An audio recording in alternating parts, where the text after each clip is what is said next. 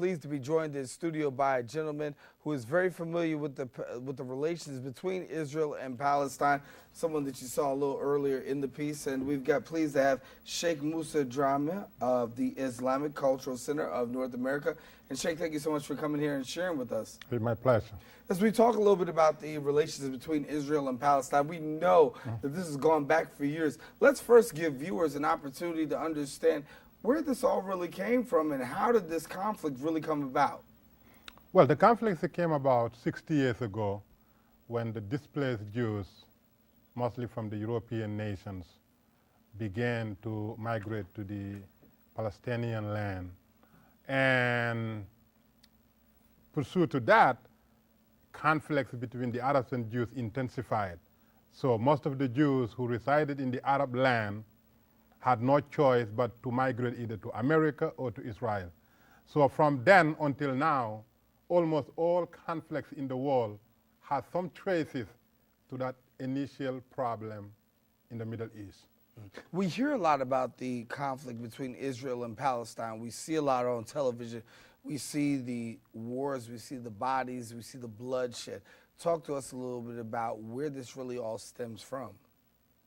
Well, you see, unfortunately, the problem now has been promoted by both sides to a point where the victim becomes the perpetrator and the perpetrator becomes the victim.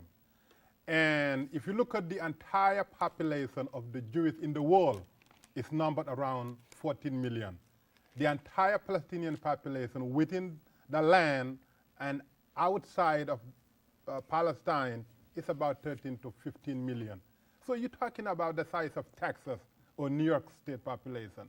But nonetheless, because there's so much interest group to promote the conflicts, it becomes a worldwide problem. Now, we have to understand one thing. You cannot separate the Palestinian problem from the Arab world. And you cannot separate the Arab world from the Muslim world. So, and you cannot separate the Jewish problem from America, because almost half of the Jewish population resides here in America. That is why the tension between America or the West and the Muslim world came about. So if we try to marginalize the problem as, oh, it's a isolated problem in the Middle East, we are making a terrible mistake, because the Middle Eastern problem is the Arab problem, is the Muslim problem. Jewish problem is the Western problem. The only solution to this is we all come together as neutral bodies of peacemakers, and that's exactly what we're trying to do. How much faith do you have in the new Prime Minister of Israel, Benjamin Netanyahu, recently elected, but he did once hold the office before as Prime Minister? A lot has been said about them. They said he reluctantly has come out for a two-state solution, but some critics have even likened his like Nixon to China. Maybe only, they say, Netanyahu can go to Palestine. Well, you know, the first time he became a prime minister, he was a hardliner. Even last year or this year when he ran as a hardliner. But two things happened. Number one, he could not garner majority, so they had to form a coalition government. Number two, Obama is in the White House. What he was hoping that he can use the leverage to lobby Obama failed. Now, the only solution for him is to have a dialogue with Abbas, at the same time to have a relationship with Washington.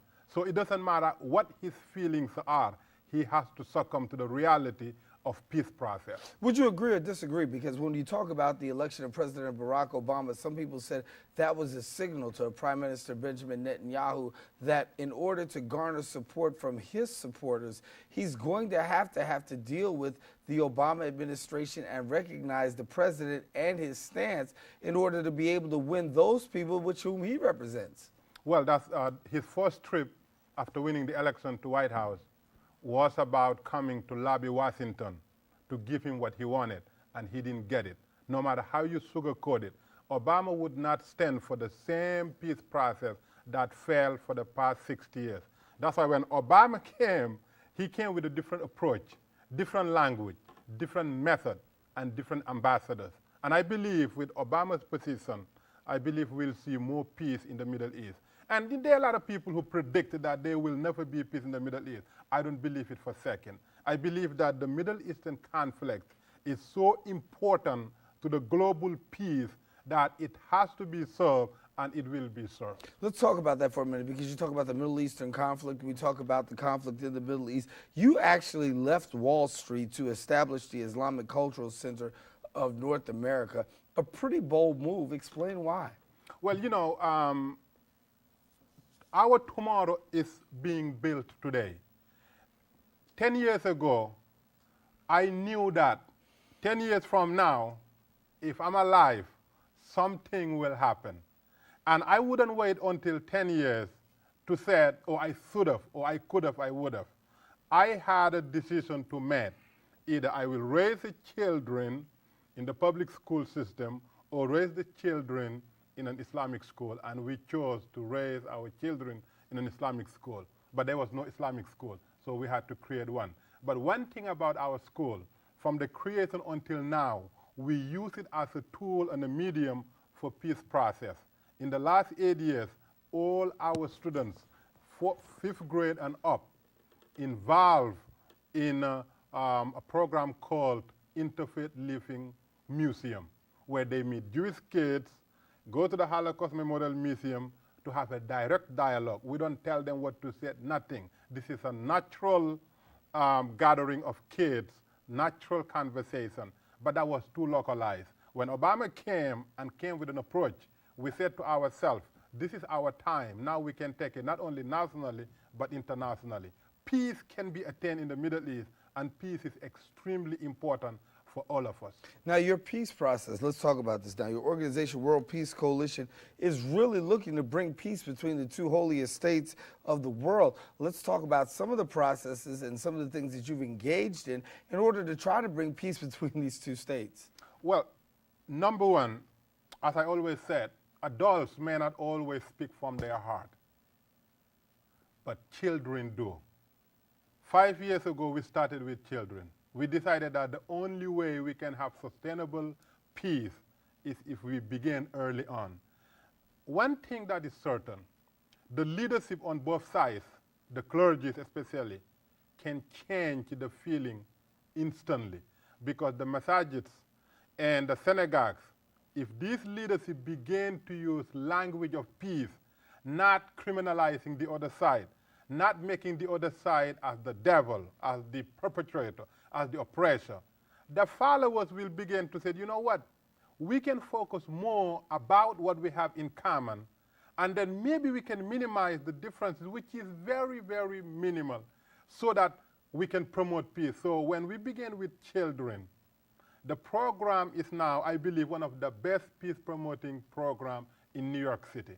And with Obama's position in the Middle East, and as a matter of fact, Obama's position in peace in the world, we can make it international.